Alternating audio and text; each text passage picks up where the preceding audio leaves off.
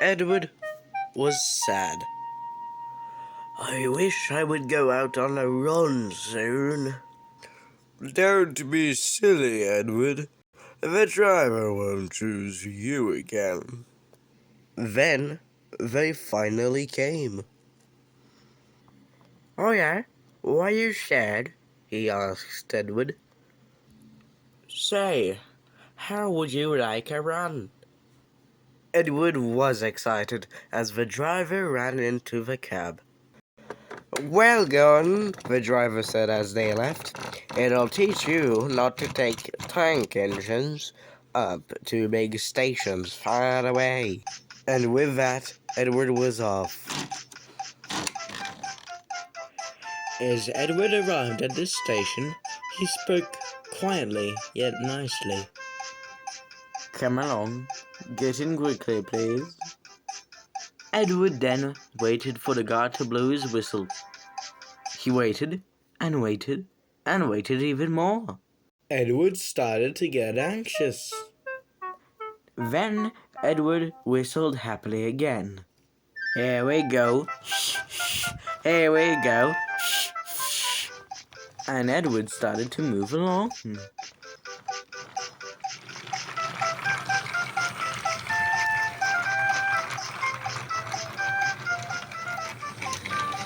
Edward trundled happily along the line, feeling like the old days again.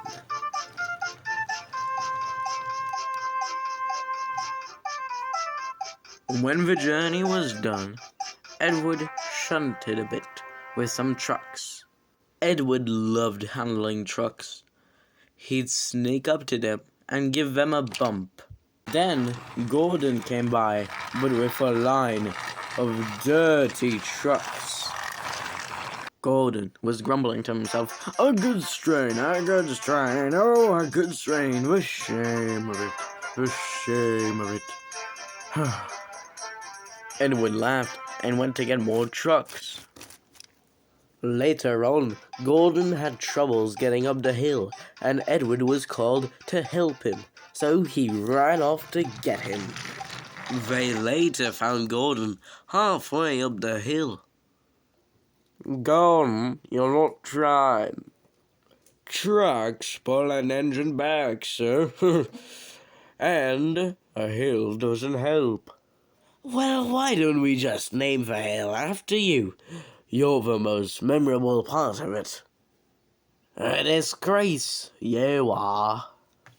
Then the train reached the bottom of the hill, where the brake van's buffers touched Edward's.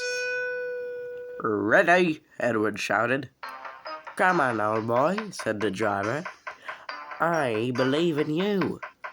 No use at all, Gordon muttered, and they ran up the hill.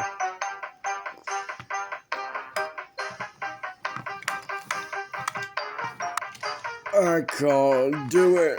I can't do it. I will do it. I will do it. I will do it. You won't do it either. I can and I will. I can and I will. Then the two reached the top. I did it! I did it! I knew I could do it! Gordon reached the bottom as Edward was slowly coming along. Rushing on with steam and pride, Gordon was doing fine, while Edward had no more water. And when Edward saw a chance to get water, he felt most joy.